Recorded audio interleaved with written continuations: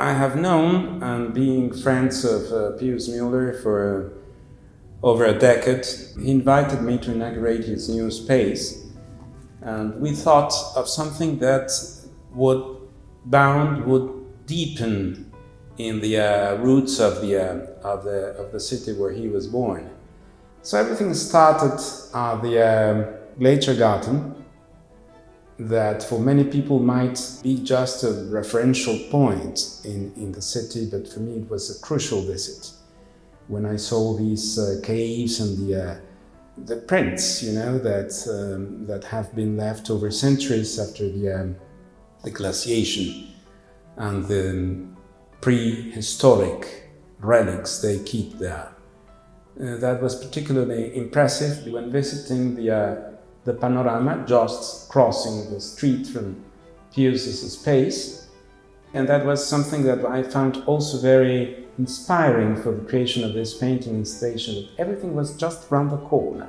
So around the corner we have the two panoramas, one with landscape, a small panorama, and the large war panorama, which is a war document that is even more moving than a three-dimensional movie, because it's a painting, and the interesting part of that painting is that it's 360 degrees around you.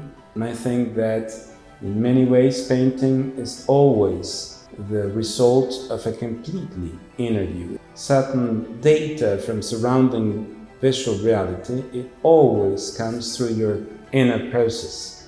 And it's from that inner process and inner experience that you materialize something that you have only seen in your imagination.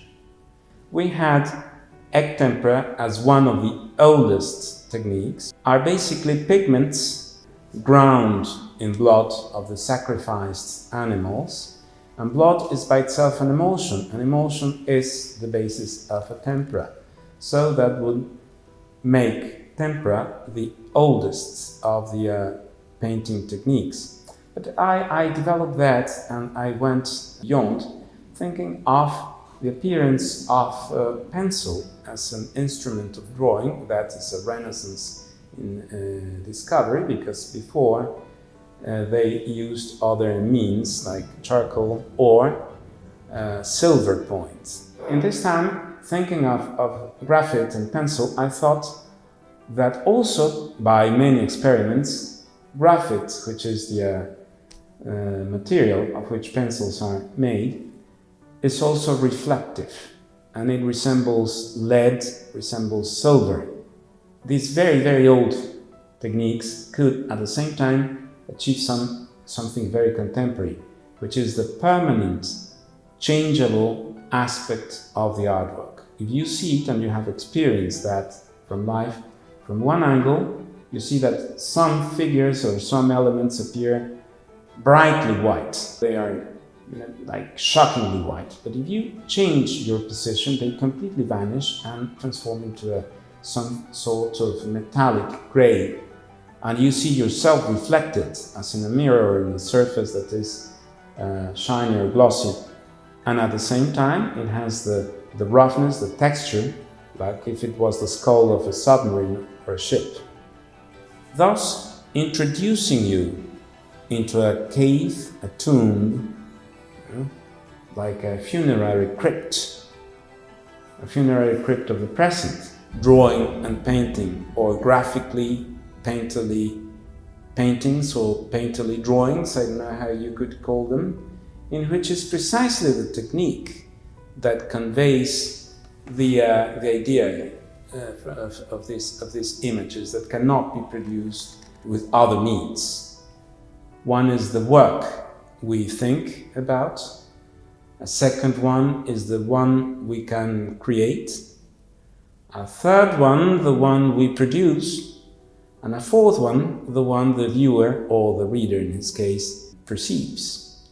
In this case, I wanted to go beyond that by creating a surface that on the same time encompassed the previous research on linearity and line conceived as a surface.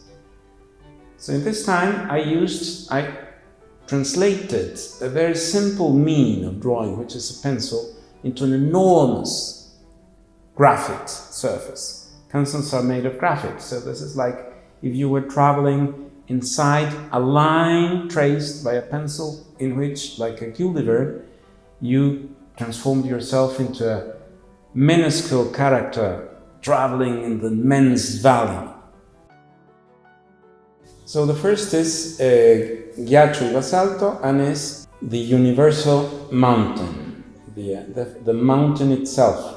That painting that could also be seen as a female body reclining nude, or you can interpret it the way you like, as it's an open artwork, open to free interpretation.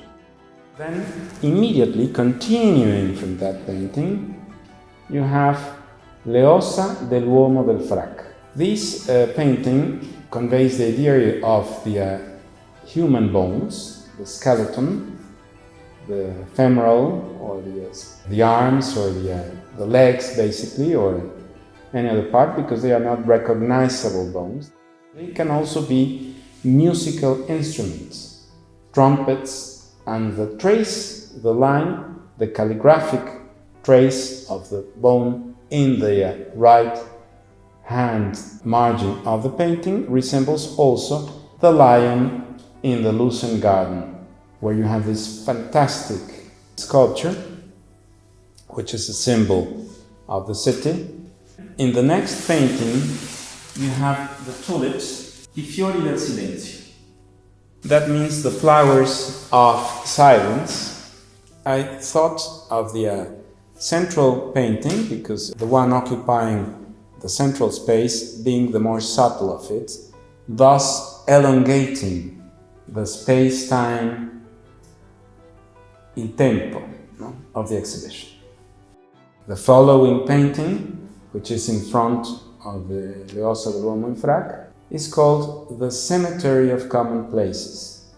In the Cemetery of Common Places, you have all the tattoos, graffiti, and contemporary items depicted in two common places appearing in all graffiti, in all graphic communication by adolescents and by everybody.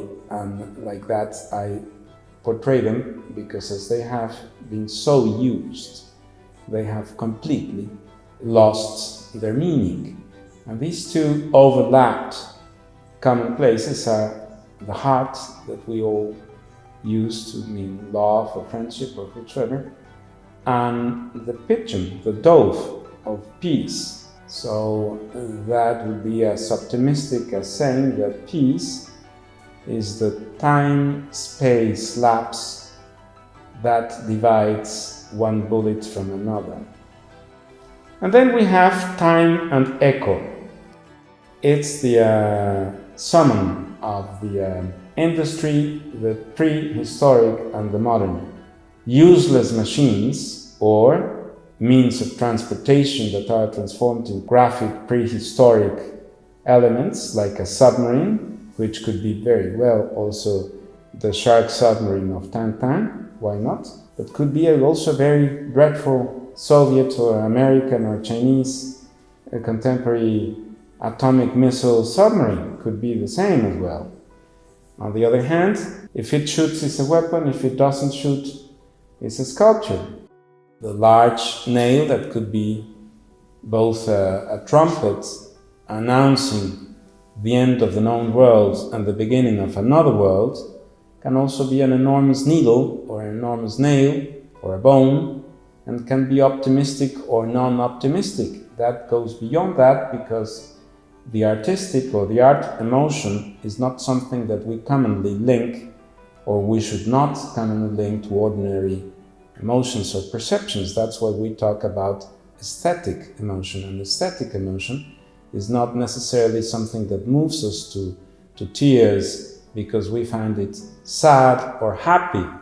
An aesthetic emotion is something that elevates our spirit to a higher level of comprehension of the world, and is not bound to happiness, pain, sorrow, or anything else. it goes beyond that. It's an invention of a new emotion.